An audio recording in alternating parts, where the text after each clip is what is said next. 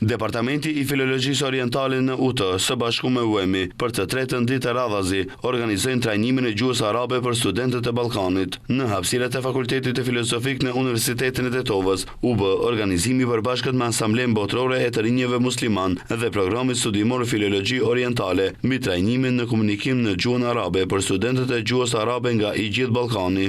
Kjo ngjarje shënon një ditë rëndësishme për këtë program studimor, sidomos për studentët pasi për herë të parë një organizim i këtij realizohet në mashininë e Veriut, edhe atë në bashkëpunim me Programin Studimor Filologji Orientale të Fakultetit Filozofik të Universitetit të Tetovës. Ky trajnim është i treti me radhë pas dy trajnimeve paraprake më 2023 dhe 2024 në Sarajev. Në këtë hapje solemne, përveç stafit të Programit Studimor Filologji Orientale, në cilësi të bashkëorganizatorit edhe studentëve të tij, prezent ishin edhe prorektori për arsimin i UT-s, profesor Dr. Ibrahim Neziri, dekani i Fakultetit të Filozofik, profesor Dr. Kushtri Mahmeti, profesor Dr. Awad Gjumah nga Riyadi i Arabisë Saudite, trajnuesi specializuar në fushën e komunikimit në gjuhën arabe për jo arabofolësit, profesor Yasir Es Sabak, drejtor i zyrës së UEM-i në Sarajev, si dhe student nga shtetet të ndryshme të Ballkanit. Pas fjalimeve të rastit nga ana e shefit të Programit Studimor Filologji Orientale, profesor Dr. Sulejman Baki, dekanit të Fakultetit të Filozofik dhe përfaqësuesve të organizatorëve nga Sarajeva dhe Riyadi, u këmbyen edhe dhurata e mirënjohjen të ndërsjellta në shenjë falënderimi dhe thellimit të bashkëpunimit ndërmjet palëve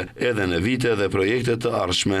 Hapja u mbyll në një koktejl modest nga ana e Nikoqirit, pas çka filluan edhe trajnimet e parapara sipas programit të organizatorëve. Trajnimi ka filluar nga dita e hënë, ndërsa do të zgjasë deri të premten më 7 nëntor 2025 në hapësirat e Programit Studimor Filologji Orientale në Universitetin e Tetovës dhe në Hotel Arena në Kodrën e Diellit.